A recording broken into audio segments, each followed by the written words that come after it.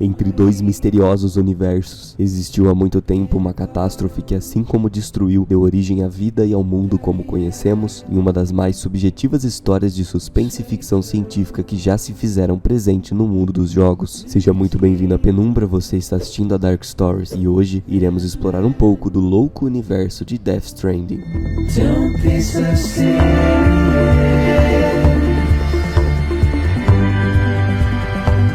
Don't be so serious.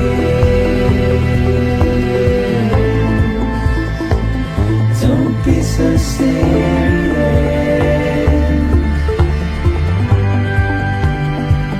Don't be so serious.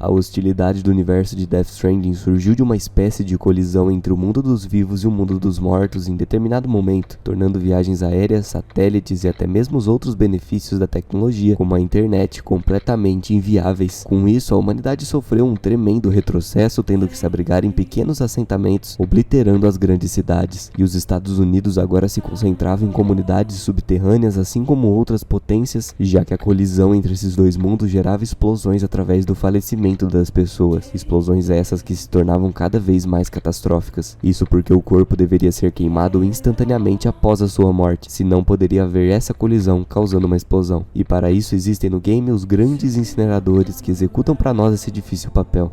Em um mundo como esse, os recursos são vastos, e para isso no jogo existem os carregadores, que levam medicamentos, recursos para pesquisa, mantimentos e inúmeras outras coisas para manter a saúde e a ordem dentro dos assentamentos. Esses carregadores viajam livremente pelo mundo arriscando as suas vidas através de um perigo constantemente opressor, assim como a chuva temporal que causa distúrbios mentais gravíssimos e o envelhecimento extremamente precoce da pele e dos órgãos se houver contato. E é exatamente aqui onde entra Sam Porter Bridges, nosso personagem, um explorador e carregador que locomove esses mantimentos pelo vasto mundo do game e tendo um grande valor por isso, já que as planícies são lugares muito hostis e completamente acidentados. Mas obviamente nada seria tão fácil, e no caminho, os carregadores são atormentados pelas EPs, criaturas invisíveis vindas diretamente do outro lado. Ao detectar alguém, ela a captura e a leva para uma presa maior que a devorará por completo, o que é quase impossível de escapar. E é por isso que todos os carregadores levam um bebê em uma espécie de bolsa sintética chamada de bebê ponte, tirado de uma mãe já falecida. Esses bebês facilitam a ligação dos dois mundos, dando ao carregador a habilidade de detectar onde estão as EPs e traçar uma rota segura. Sam então recebe um chamado em determinado momento para carregar morfina até a presidente dos Estados Unidos, que estava à beira da morte, e lá ele descobre que na verdade ela o contatou pessoalmente para que ele fosse o encarregado da reunificação do país que ela estava planejando há muito tempo. Infelizmente ela acaba falecendo e Sam tem que incinerar o seu corpo sem que ninguém saiba disso, já que todas as pessoas perderiam suas esperanças se descobrissem que a principal líder da reunificação da América havia falecido. E Sam também acaba descobrindo que ela era sua mãe adotiva. E quando ele está prestes a descartar o seu bebê defeituoso, ele não consegue e o adota como seu, misteriosamente tendo uma visão de um homem conversando com esse bebê em uma espécie de sonho. E a partir desse ponto, Sam Bridges viaja pelo mundo com o bebê, levando mercadorias e entregas para todos os lugares e descobrindo os mistérios daquele mundo, ajudando as pessoas em sua missão implacável de reunificar tudo de novo. E é claro que tudo também não seria nada fácil, já que no meio do caminho ele cruza com um grupo terrorista, saqueadores e algumas pessoas que conseguem controlar essas EPs de alguma forma, usando isso para o mal. E a partir daqui, as coisas começam a ficar cada vez mais macabras e muito interessantes.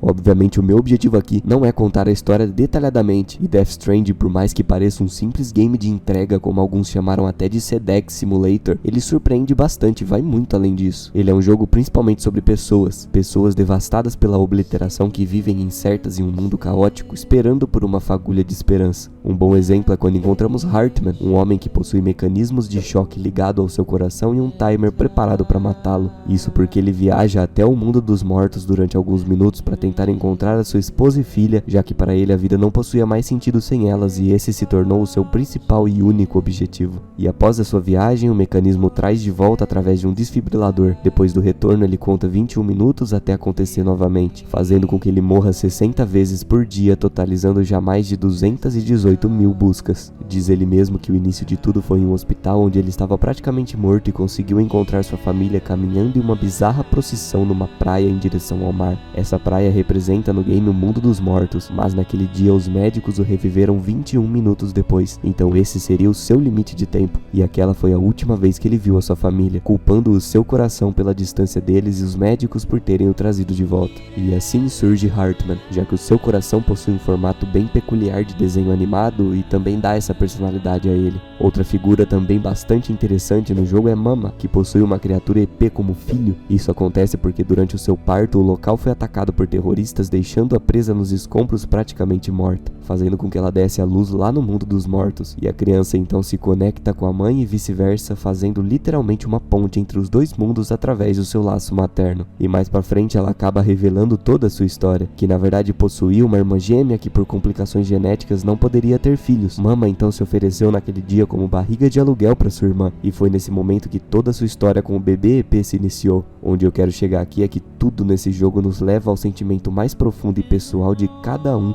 inclusive do nosso próprio personagem, até mesmo nosso como jogador, revelando uma história absurdamente complexa com um mind-blowing fantástico. E isso só vai nos mostrando o verdadeiro lado daqueles que realmente sofreram com o colapso e que ainda sofrem, enquanto outros apenas desejam se aproveitar das fragilidades do que restaram, se beneficiando com isso. E através de mecânicas simples que vemos em praticamente qualquer jogo de mundo aberto, Death Stranding as abraça de maneira única, o tornando um dos maiores jogos de ficção científica de todos os tempos. As the world spins around, get out of my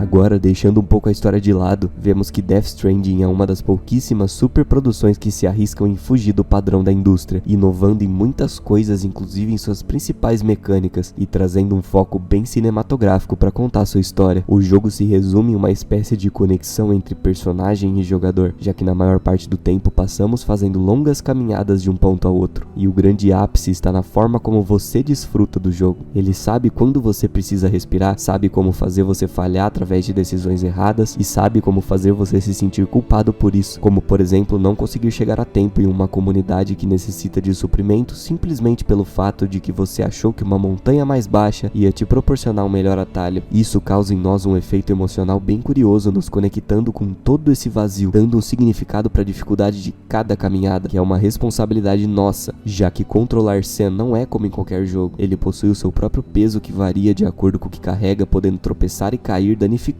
as cargas. Ele também cansa, sente emoções, temperaturas e também sofre com a chuva temporal, assim como a carga sofre deterioração. E durante a movimentação pelo mundo é possível construir cordas, tirolesas, algumas pontes e outros artefatos de comunicação e até mesmo trocar itens indiretamente com outros jogadores, porém somente em pontos específicos, já que no game ele coloca esses outros jogadores pelo mundo todo como outros carregadores dentro do universo que não vemos, mas sabemos que existem. E a experiência de cada um com a travessia pelo mundo aberto desse jogo é bela de forma diferente e cada lugar parece ter sido milimetricamente elaborado para nos conectarmos com ele, mudando a forma como enxergamos tudo, diferenciando Death Stranding de quase todos os outros jogos. Isso porque o game tem bastante conhecimento de que esses momentos de caminhada são muito importantes para o impacto da narrativa como um todo. E depois de tudo isso, começamos a perceber como esse jogo torna a simples mecânica de andar em algo muito mais complexo e emocionante. E tudo isso que eu disse aqui ainda está longe de conseguir definir o que realmente é esse jogo e sua experiência completa. E vai por mim, ele é muito mais do que o significado literal da palavra Walking Simulator. Bom, eu vou ficando por aqui. Eu espero de coração que você tenha se interessado pelo conteúdo e pelo jogo. E se assim como eu, você não quis assistir esse jogo antes ou jogá-lo, eu recomendo que você procure mais sobre. Eu garanto que vai valer a pena. E claro, venha fazer parte da Penumbra. Não se esqueça de deixar um like aqui embaixo, se inscrever no canal e ativar o sininho para não perder mais nenhum conteúdo como esse. Nos vemos em breve.